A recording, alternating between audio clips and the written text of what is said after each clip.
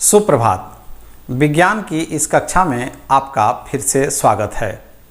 हम लोग मानव नेत्र की संरचना एवं उसके कार्य की जानकारी हासिल कर रहे हैं। आइए कुछ प्रयोग के द्वारा मानव नेत्र के कार्य को समझने का प्रयास करते हैं। पिछले क्लास में हम लोगों ने पढ़ा था कि जब तेज रोशनी में हम रहते हैं तो हमारी आँख के पुपिल का आकार यानी पुतली का आकार छोटा हो जाता है, और जब अंधेरे में रहते हैं या कम रोशनी में रहते हैं तो हमारी पुतली का आकार बड़ा हो जाता है। इसे आप कैसे देखेंगे?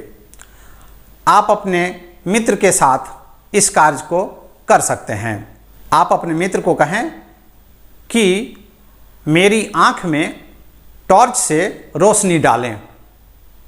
कुछ देर के लिए सावधानी बरतनी है इस कार्य में, क्योंकि सीधी प्रकाश की रोशनी आँख को क्षति पहुंचा सकती है। तो क्षणिक कुछ देर के लिए ये काम आप कर सकते हैं। इसके बाद आप अपने मित्र को कहें कि हमारी आँख के पुतली के आकार का अवलोकन करें। वो पाएंगे कि पुतली का आकार छोटा हो गया है, क्योंकि तेज रोशनी आँख पर पड़ी है। इसके बाद आप एक ऐसे कमरे में जाएं जहां रोशनी कम हो।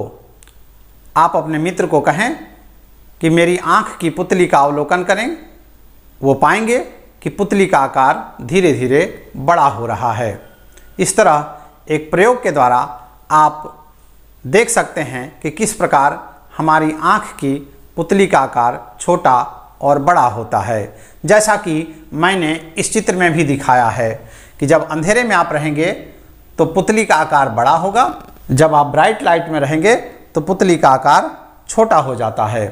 ये जो पुतली है जिसे हम पुपिल कहते हैं, काफ़ी डार्क दिखती है। कारण ये है कि इससे प्रकाश का परावर्तन नहीं होता है, इस कारण यह भाग काफ़ी डार्क नज़र आता है। आँख की संरचना में हम लोगों ने ब्लाइंड स्पॉट की चर्चा की थी, जिसे हम हिंदी में अंध बिंदु कहते हैं। आइए एक प्रयोग द्वारा अंध बिंदु को पहचानते हैं। आपको करना क्या है, एक सफ़ेद कागज़ की पट्टी बनानी है और इसमें एक तरफ प्लस या क्रॉस चिन्ह बनाइए और एक तरफ गोल चिन्ह बनाइए।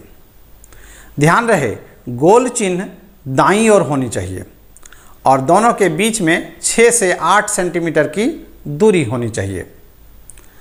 अब आपको करना क्या है, इस पट्टी को दाएं हाथ से पकड़िए, बाईं आंख को बंद कीजिए और प्लस चिन्ह को ध्यान से देखिए और धीरे धीरे इसे अपनी ओर लाइए।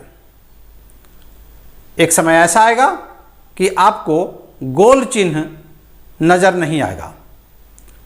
कारण क्या है कि गोल चिन्ह से जो प्रकाश की किरणें हमारी आंखों में पड़ रही थीं वो अंध बिंदु पर पहुंच गई, जिस कारण गोल चिन्ह के प्रतिबिंब बनने की अनुभूति मस्तिष्क से नहीं मिलती है और हम इसे नहीं देख पाते हैं। और इस प्रयोग के द्वारा हम ब्लाइंड स्पॉट की संरचना का अवलोकन कर सकते हैं। इस प्रयोग को आप घर में जरूर करें और देखें कि जब कोई वस्तु सामने हो और प्रकाश की किरण ब्लाइंड स्पॉट पर पड़ती है तो वह वस्तु सामने होते हुए भी हमें दिखाई नहीं पड़ती है। इसे देखिए, आप कहेंगे यह एक पिंजड़ा का चित्र है, और इसे देखिए, आप कहेंगे यह एक पक्षी का चित्र है। अब हम इसे घुमाते हैं। आपको कुछ समझ में आ रहा है? अब इसे देखिए, क्या लग रहा है? आपको लग रहा होगा कि पिंजड़े के अंदर पक्षी है। ऐसा क्यों है? इसी को दृष्टि निर्बंध या परसिस्टेंस ऑफ विजन कहते हैं।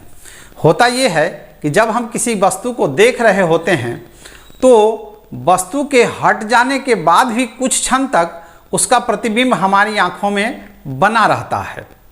इसमें हो क्या रहा है कि हम पिंजड़े को देख रहे हैं और इसको तुरंत हटा दिए, लेकिन पिंजड़े का प्रतिबिंब हमारी आंख की रेटिना पर बना हुआ है और तब तक ये पक्षी आ जाती है और पक्षी का प्रतिबिंब बन जाता है। और पक्षी को जब हम हटाते हैं तो उसका प्रतिबिंब हमारी आंख की रेटिना पर बना होता है और उसी वक्त पिंजड़ा आ जाता है। तो चूंकि यह काम काफ़ी तेज़ी से हो रहा है तो वह प्रतिबिंब हमारी आंख में बना रहता है कि दूसरा प्रतिबिंब आ जाता है, जिस कारण हमें लग रहा है कि पिंजड़े के अंदर में पक्षी है। अर्थात हमारी आंख की रेटिना पर पड़ने वाले प्रकाश की संवेदना प्रकाश स्रोत के हटने के कुछ क्षण बाद तक बनी रहती है।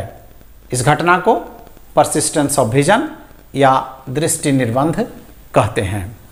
आपने मोतियाबिंद या कैटरेक्ट नाम जरूर सुना होगा।